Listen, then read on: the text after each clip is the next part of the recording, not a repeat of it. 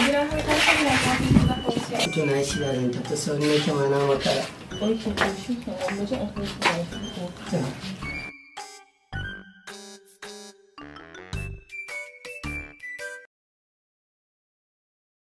da yawa mai gida.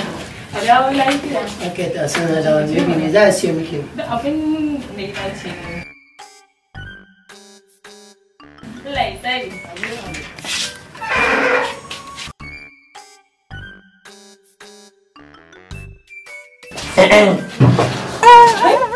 Ka zo? Kashe ke jira. Yanzu nan fa ya fita baka ga shigo baka ga fitarsa ba? Ai ina da ɗan ke ga maki. Awa. Me abin da ya rage? Yanzu mu shirye kawai. Ai kin ne. Ɗaki kawai mu shiga ɗaki. Wai wallah. Wai wallah. Wallah. Ina za ka je? No. Innahu Suleiman wa innahu bismillahir rahmanir rahim. Ka faɗa mu sai yanzu nake na yadda abin da kan ke dama cin amana ta kike ban sani ba. Ya haƙuri da Allah bi yanzu nan fa shi kowa kai abin da